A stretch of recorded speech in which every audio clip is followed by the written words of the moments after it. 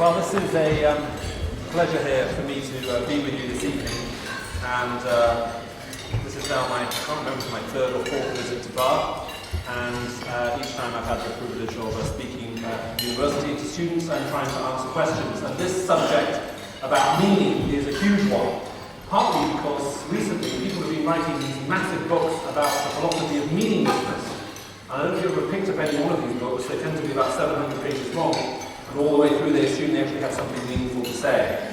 So what I am going to do is, as best as I can, I'm going to have to leave various things out because we're trying to just sort of give some broad overview, but address the challenge and the question about, is that actually possible? Is it actually possible to find meaning in this world, and why do we find this kind of pursuit? Now, one of the challenges is a lot of people have concluded that actually this question about meaning, and trying to find meaning in life, is a hopeless one. Now, that is not at all new. Many decades ago now, a man wrote a book which was entitled The Diary of Antoine Roquentin. And it is the fictional diary of a man called Antoine Roquentin, surprisingly enough. And in this diary, this young man is looking for meaning. He's asking questions about meaning, significance, purpose, all these kinds of issues. And he's struggling to find any real answers. And one day he's sitting and he's looking at a chestnut tree. And he's asking himself this one simple question, which is, what's the purpose of a chestnut tree? I mean, what are the purpose of the chestnuts? And he's staring at this tree, and he feels that all of a sudden he has this huge epiphany, this huge insight into life, the universe, and everything else. Written into his diary is this incredible sentence, and without formulating anything clearly in my mind, I now realize I have found and discovered the keys to existence. So here's this young guy, he's asking the question about ultimate meaning and purpose. He's looking at a chestnut tree, and all of a sudden he has this flash of inspiration, and he feels that he now has the keys to the mystery of life, the universe, and everything else. Do you want to hear it? Well, this is what he says. He says that the world of existence is not the world of meaning. What does he mean by that? Well, the conclusion he comes to is this. Look, there is this world of meaning, but this world of meaning only exists in your head.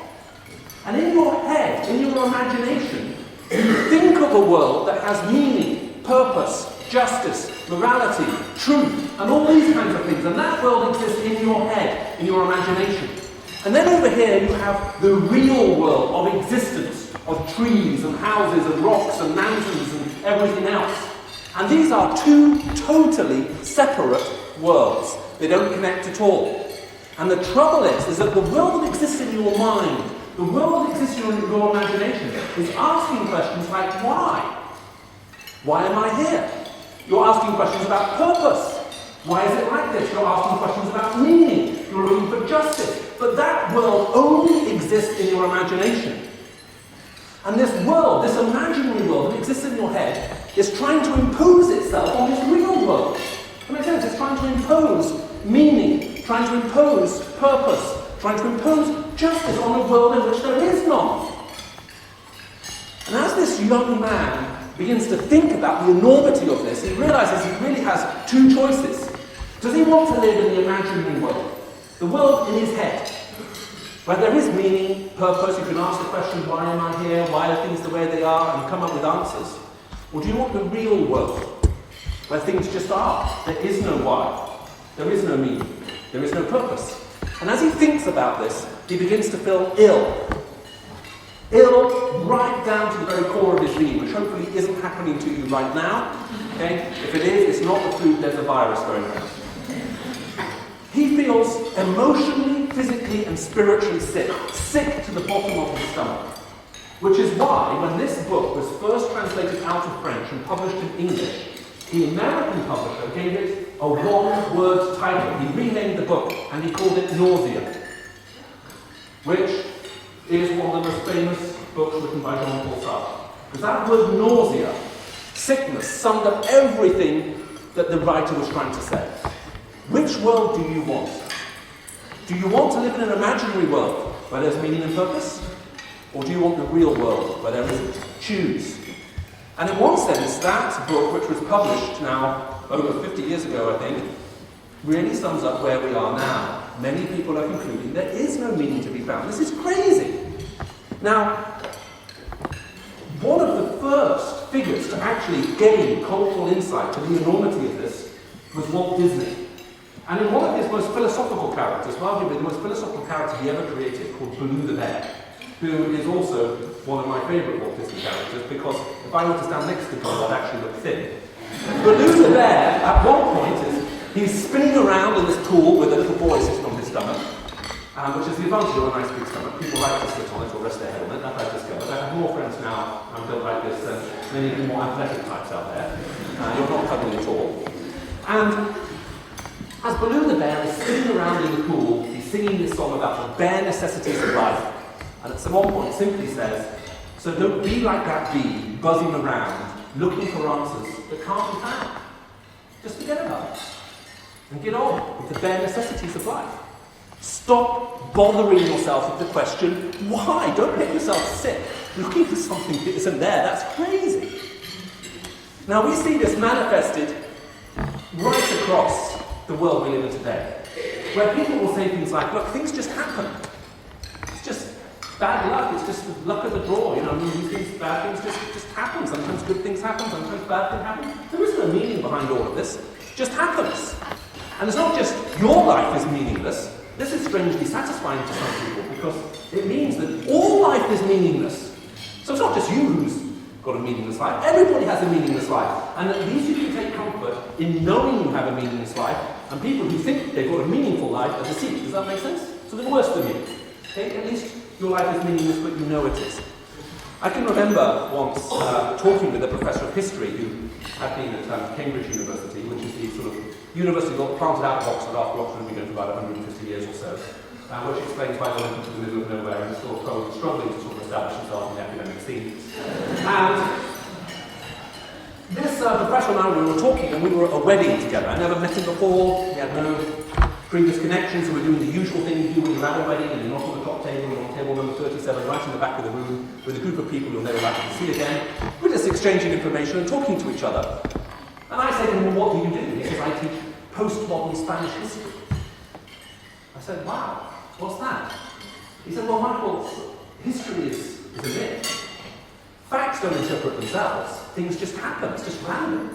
But what historians do is they impose a meaning on facts, which means when you read a history book, it tells you more about the historian than actually about what happened. Because the historian has to impose a framework of meaning on the facts. So whenever you read a history book, it's not telling you what actually happened, it's simply telling you what the historian wanted to happen. History is whatever you want it to be. I said, that's an amazing idea. I said, is this an examined course at the University of Cambridge? And his whole face fell. He said, well, it used to be, but students wrote whatever they wanted to in the exam. And I just said, well, that would appear to be consistent with what you're teaching them, wouldn't it? So we have this sense that some people are wondering, well, can we make sense of this world? Is there such a thing as history? Which is a challenge to the Christian faith, because the Christian faith claims to be not only a historical faith grounded in reality, but something that helps us interpret and understand reality. Is that possible?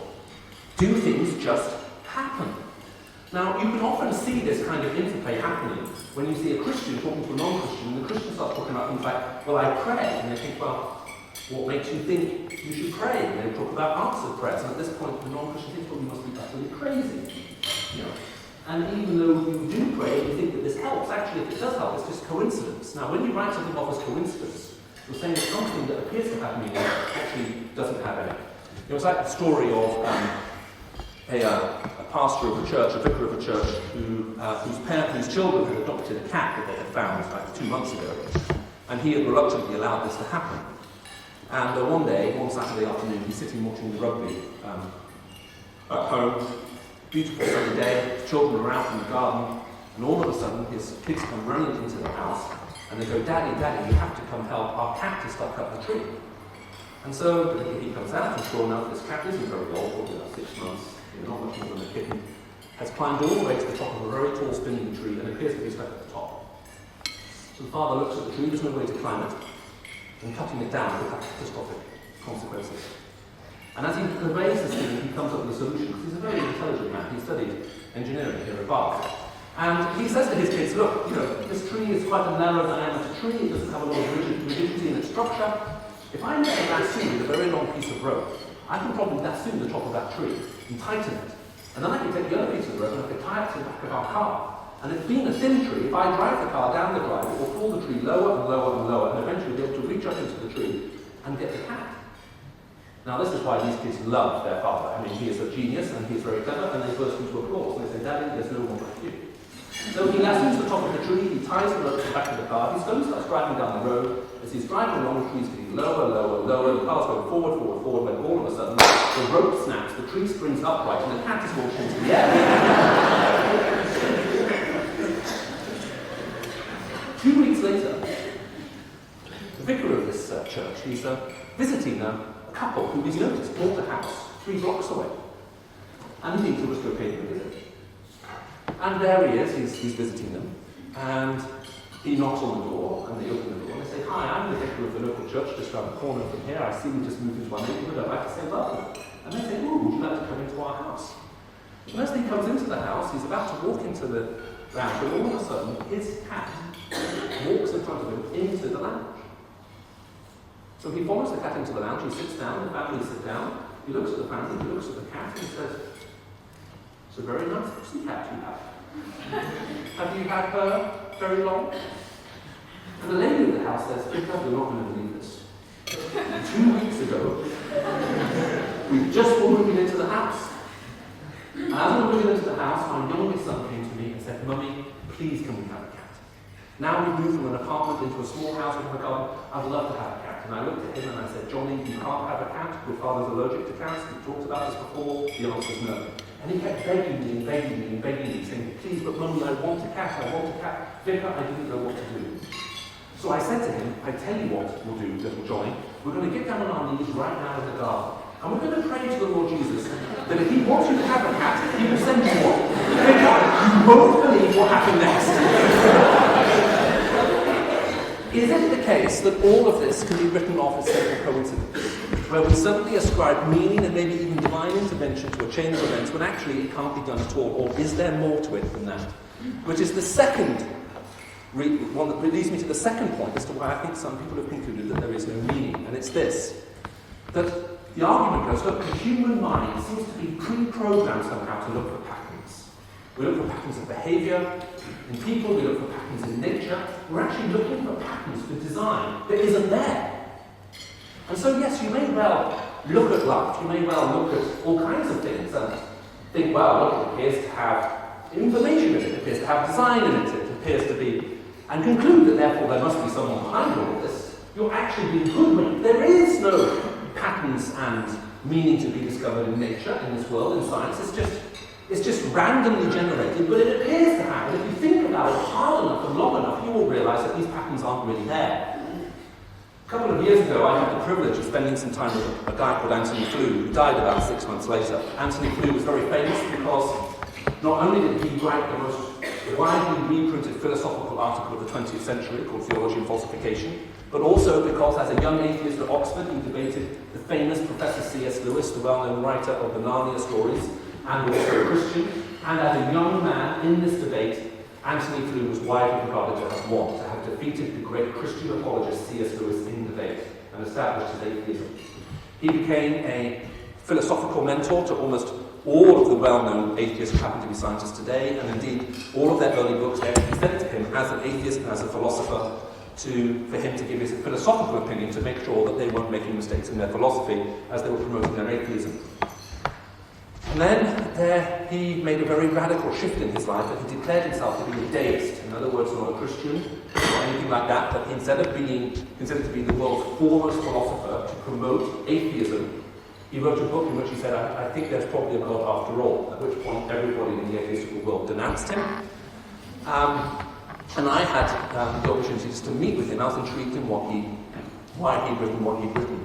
And he just recounts just one incident in his life, which I found very, very interesting. Now, this doesn't at all, by the way, prove anything apart from that this was a very bad argument. But one of the arguments that Anthony Flew pioneered was about randomness. And he very famously used this illustration. This was his illustration. Look, you look at life and you conclude it's intelligently designed, but that is wrong. If you give enough monkeys typewriters, eventually they will produce the works of Shakespeare. Have you ever heard that? Well, that was Anthony Flew. He said, so you could pick up this great volume and say there's an intelligent mind behind it, but actually we can explain the contents of such a volume just through randomness and enough time. Now, Anthony Flew was in a debate with someone who happened to be a Christian, and the debater said to him, his opposition, Professor Flew, are you aware of the fact that the British Academy has given a grant to a group of doctoral students to perform an experiment where they put a keyboard in a cage with 6 monkeys and left it there for several months? And he wasn't aware. Now, apart from using the keyboard as a toilet, the monkeys between them produced 6 typed pages, but not one single word, which is all the more remarkable when you consider that the shortest word in the English language is A or I. Now, this got everybody thinking, including Anthony Flew. Forget about writing the works of Shakespeare, Anthony Flew said. He says, let's try to imagine a monkey randomly generating one Shakespearean sonnet. And he chose, shall I compare thee to a summer's day? And if you are a man, and you are a single, and you have not memorized that sonnet, that probably explains why. In Shall I Compare Thee to a Summer's Day, there are only 288 characters. What is the chance of randomly generating 288 characters in the right sequence? Well, the answer is very simple, because the math is not complicated. There are only 30 keys on the keyboard. The answer is 1 divided by 1 with 690 zeros after it. Now that's a very big number at the bottom, and unless you're a banker, you probably don't know how big that number is. So let me try to help you picture it in your head. If you were to take every particle that we think exists in our universe, because we constantly like to guess the size of our universe, if you were to take every particle, and by particle I don't mean grains of sand, if you were to take every proton, neutron, and electron and count them all, and add them all up together, there are roughly 10 with 600 zeros after it number of particles. Current. That means that there aren't enough particles in the universe to randomly write trials down on. Well, let's just change it. Let's suppose we took all of the mass in the universe, everything, including the chicken korma and you, and we converted it into microchips. Each microchip weighing 1/1,000,000th of a gram. And each microchip, since time itself began, has been randomly producing 1,000,000 times a second random combinations of letters of 288 combinations. That means that by now, we only would have produced 10 to the 19 trials on that basis. The universe would have to be far, far, far, far, far older than it is. On that basis of converting all the known matter in the universe into microchips weighing 1,000,000th of a gram, producing random generations 1,000,000 times a second, to just randomly produce on that basis one Shakespearean sonnet. Now this doesn't prove anything, by the way. Doesn't prove that God exists, doesn't prove that the world is designed, doesn't prove anything, except that the argument that if you give monkeys typewriters somehow they can do Shakespeare all the time does seem to be suspect. And Anthony Flew suddenly found himself thinking, this line of argument that I pioneered, that became so popular and so widely accepted, is actually very, very weak, and it set him on a journey. It made him re-examine all of his philosophy, and he ended up concluding that there is a God after all. What happens if everything isn't simply random? Now, the other thing, I guess, that makes us maybe sometimes think that there isn't a meaning to be found in this world is a question of significance. Because by and large, most people at some point feel relatively insignificant. As a matter of fact, if you feel permanently significant all the time, there's probably something wrong with you. But we don't have time to go to that right now. That will be for one of my colleagues in psychiatry to come and talk to you and help you with that one. But I can remember being in a lecture once with a guy called Professor David Block, who lives actually in South Africa, published most of his research through Oxford University Press and comes some time.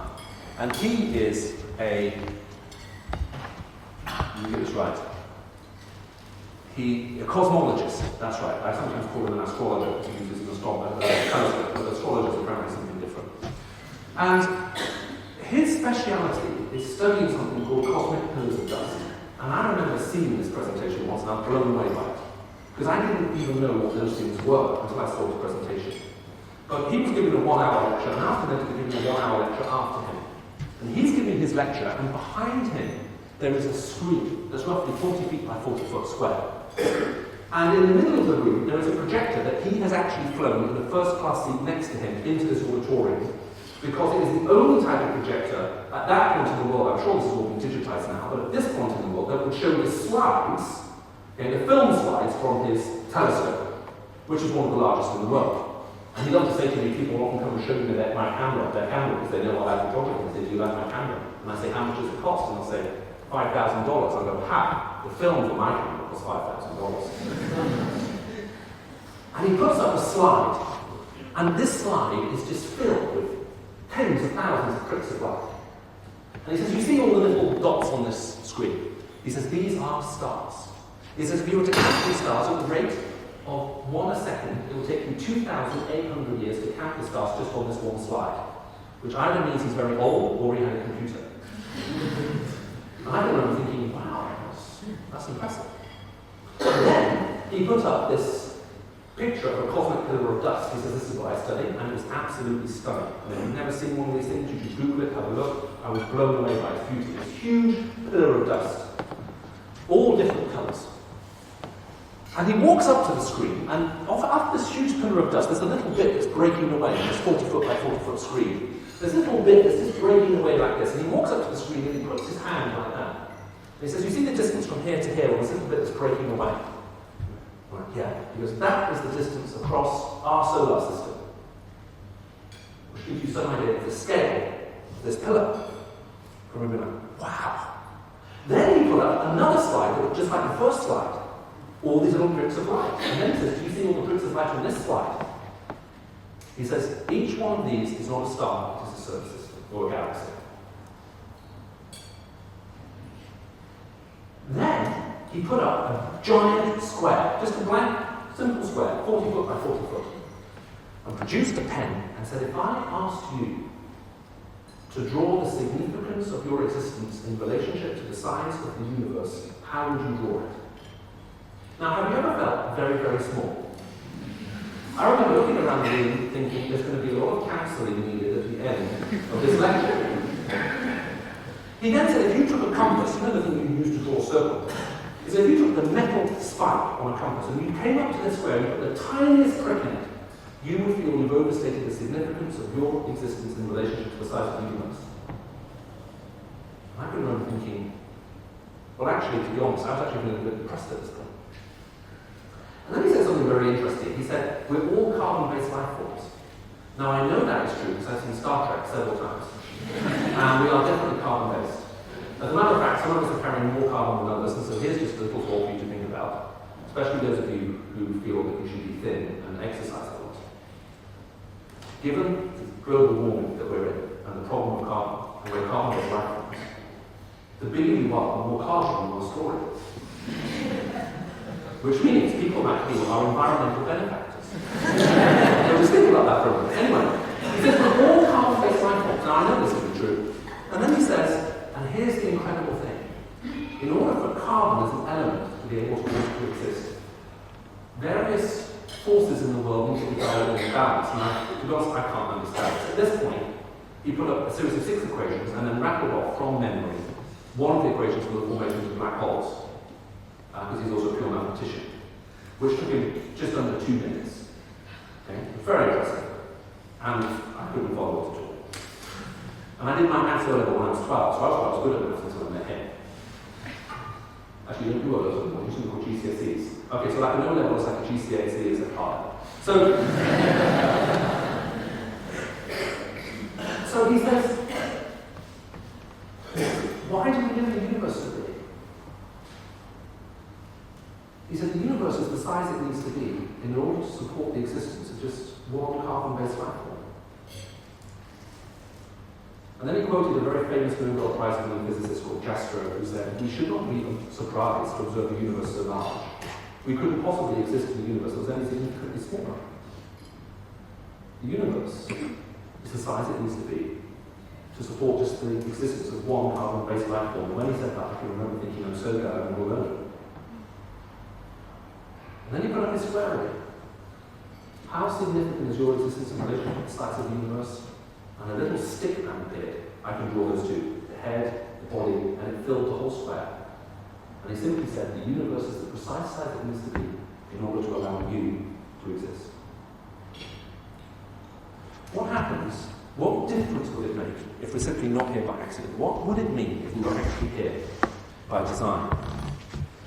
Now, this would then make meaning in life intrinsically possible.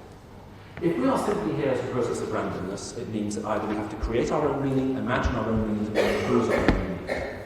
But if, however, there is some kind of ultimate purpose behind this universe, and I think at some time most people wonder if there is, we're left to actually think of maybe the biggest struggle that most people feel, and it's really interesting, talking with some of you after some of the talks, because several of you, unprompted, have actually raised this question with me.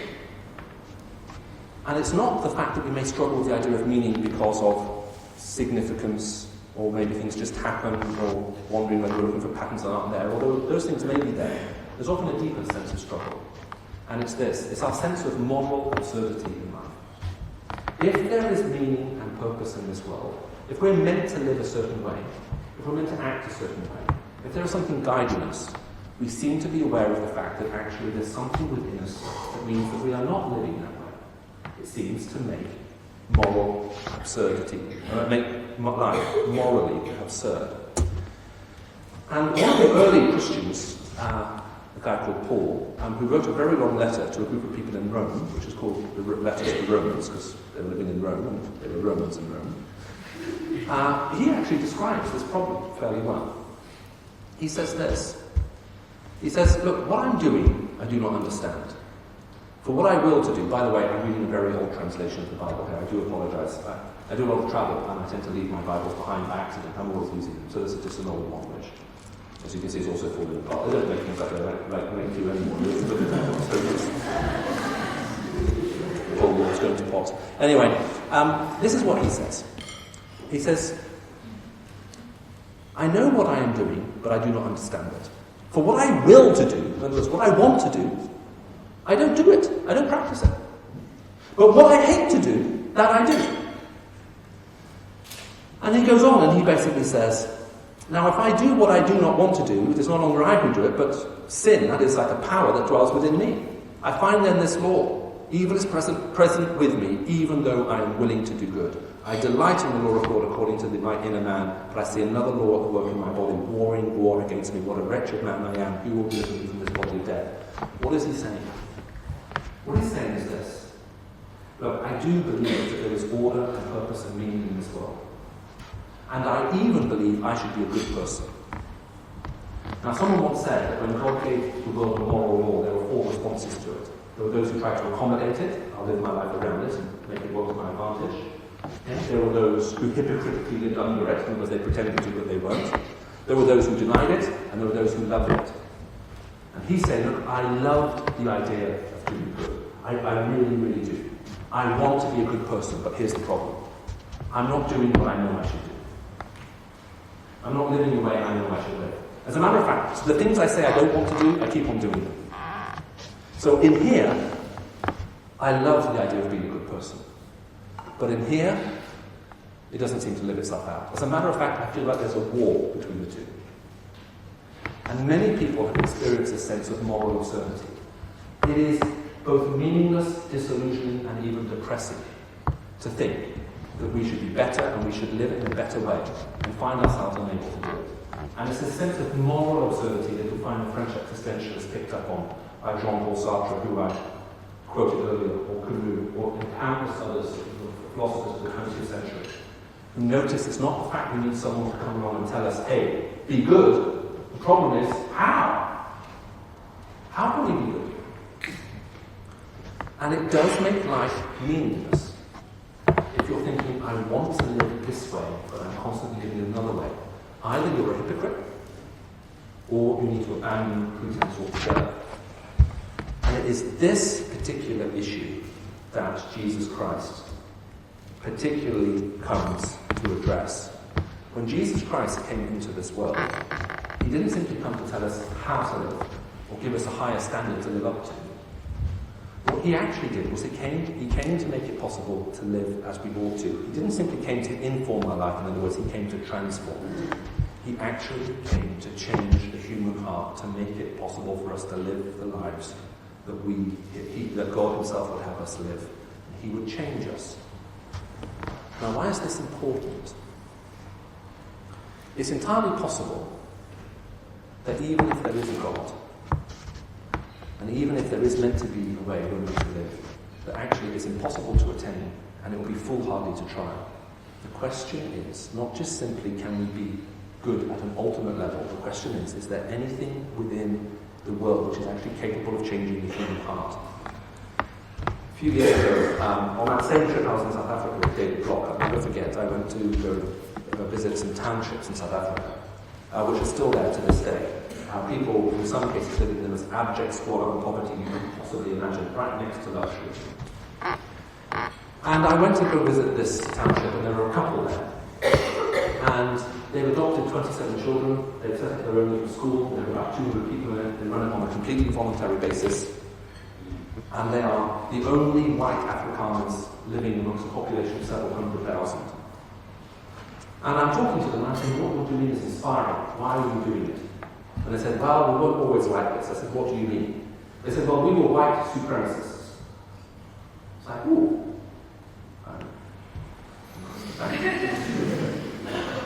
How radical were we? Oh, we were very radical. We were white supremacists and we were armed. Okay. What happened? Well, they loved apartheid, where white, black, brown was separated. And when apartheid collapsed, as far as we were concerned, that was the end of the world. We were so angry, we opposed apartheid, we opposed the collapse of the current system that kept everybody separate. And when apartheid was abolished, we were angry. And we weren't just angry with the government, we were angry with God. And he was so angry with God, he got down on his knees and he shook his fist at heaven and basically started telling God how much he hated him. At this point, something very unusual happened. He felt he encountered God in the person of Jesus Christ. And 5 minutes later, when he got up off his knees on the floor, he simply said, all I knew was I was a completely different man. He says, I knew how different I was when I turned on the news and I started to weep over the poverty I saw around me and the injustice of it all. His wife also became a Christian the next day. They sold their home, emptied their bank account, took every single penny they had, moved into one of the poorest parts of one of the worst townships in all of South Africa, bought a tin hut, have lived in it for the last, I don't know how many years ago we're talking now. When the apartheid collapse was in 1994, so how many years is that? Brother mathematicians, 19 years. And they've now adopted 27 children who all have AIDS because no one else wants them, and they have 2 conversions. Is it possible for the human heart to be changed? Well, the guy who wrote what I just read to you about struggling with this sense of moral absurdity in life went on to say, I thank God that this is possible through Jesus Christ, my Lord.